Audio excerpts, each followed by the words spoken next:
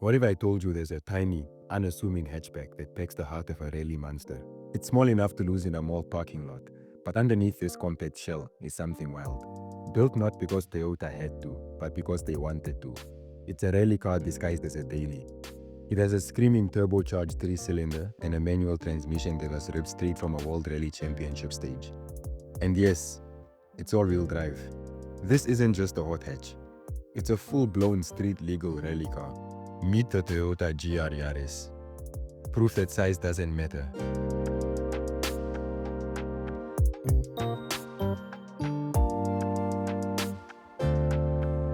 In today's video, we're going to talk about its looks, performance, interior, and so much more.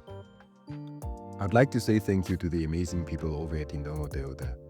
Videos like this would not be possible without you guys. If you're in the market for a new car or maybe even the GR Yaris, feel free to stop by and pay them a visit. You won't regret it.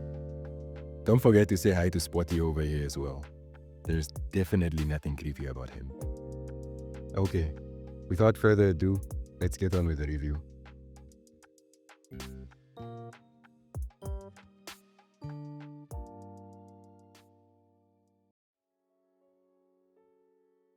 This is the Toyota Yaris GR, and we're gonna kick off this review by talking about the front of the car.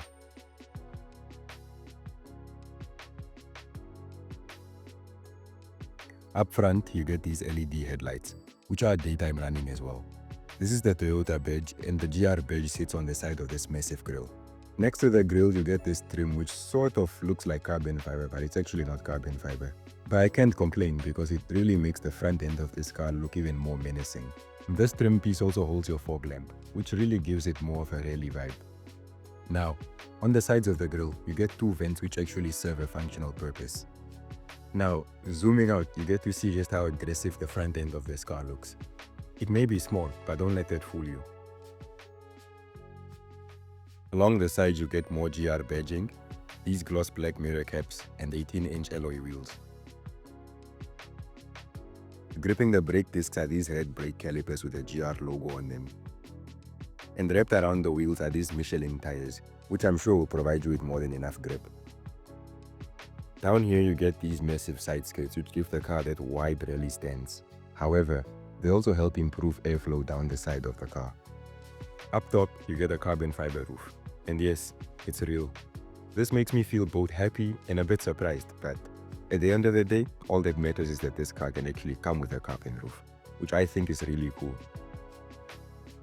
At the back it says GR4 there. There's another GR badge up there, and you get these really cool taillights. Down below all that are your twin exhaust pipes and the diffuser. You also get this roof spoiler up here, which adds even more to the rally-inspired styling of this car. And yeah, that's pretty much it for the rear end.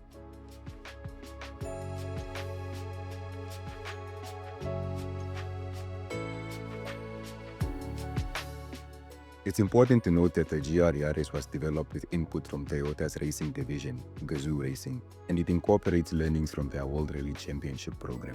The heart of this car is a 1.6-liter turbocharged 3-cylinder engine producing around 260 horsepower. It weighs in at about 1.2 tons and it features a unique GR4 all-wheel drive system and a 6-speed manual transmission.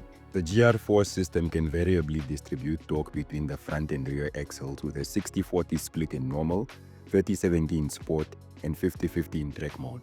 This basically means that the system allows the car to send power to the front or rear wheels in different variations. For example, in sport mode, 30% of the power is sent to the front wheels and 70% is sent to the rear.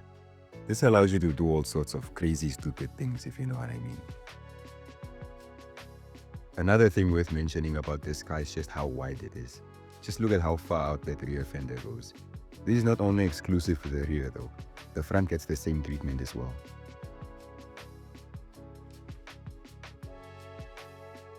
Let's step inside and see what this car is like on the inside.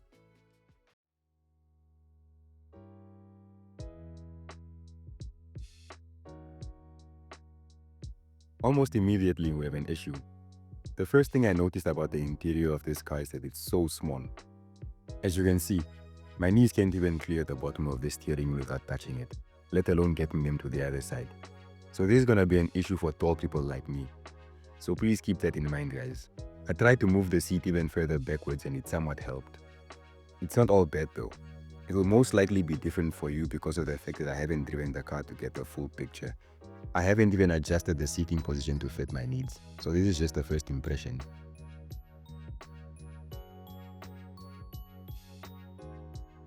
The steering wheel is manually adjustable. You can move it up and down, so I think it will solve the problem I mentioned earlier. It feels really nice and soft, and it also has red stitching to make it look more sporty. And just in case you forget, there's another GR badge down there to remind you that this is no ordinary Yaris. The gauge cluster is pretty basic. Only thing I see that's new here is the GR logo and the digital display in the middle. This here is the infotainment system. Should I start going more in depth on these, or what do y'all think? Let me know in the comments. This car also has a heads-up display. If you don't know what a heads-up display is yet, let me explain. It basically projects your speed and other essential information onto your windscreen. This right here is the car key and it looks really nice. It even has a GR logo on it. Someone please count the number of GR logos on this car and let us know down in the comments. As far as storage is concerned, you get 2 cup holders between the seats, storage space under the infotainment system, and even more on the passenger side. The glove box is nice and big as well. The handbrake is manually operated and lined in leather with red stitching. There's a badge here to prove to your friends that you really drive a rally car, and some buttons for things like your traction control. Another gripe I have with this car is the lack of a center armrest. I honestly can't understand why it doesn't have one. This is the gear lever for your 6-speed manual, the knob for the GR4 system, and a 12-volt socket. Up here are your physical buttons for your AC, and finally, the engine start-stop button. Now these seats are by far my favorite part of this interior. They're lined in leather and Alcantara. They have red stitching and they say GR up there. Again, I love these seats because they're so comfortable and they hug me so well. No homo. And they're by far the most comfortable seats I ever sat in. Now, let's move on to the back seats.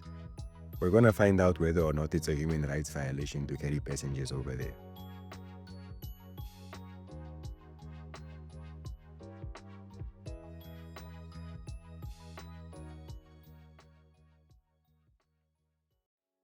So I finally made my way into the back seats, and yeah, the front seat is moved all the way back and knee room is virtually non-existent back here. But I think short trips will be doable for me.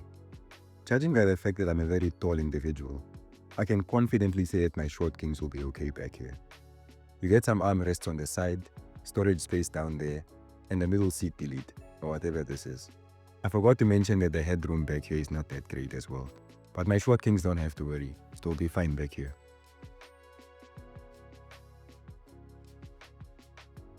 Now we're gonna check out the boot, to find out if this car has any practicality to offer.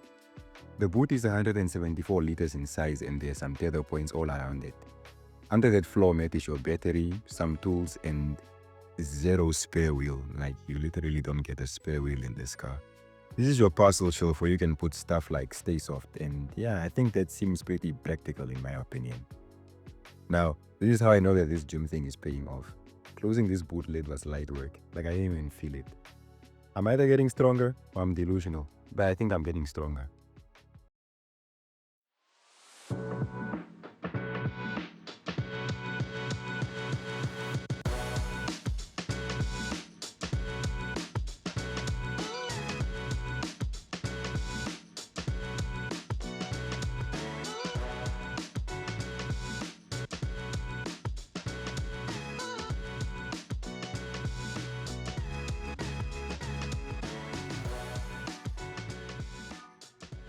So yeah guys, there you have it, the Toyota GR Yaris.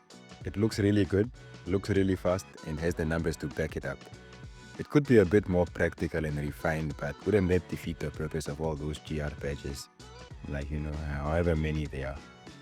We have to understand and make peace with the fact that this car wasn't built with practicality and comfort in mind. It's a hot hatch, rally car, and pocket rocket all in one package, which I can't complain about.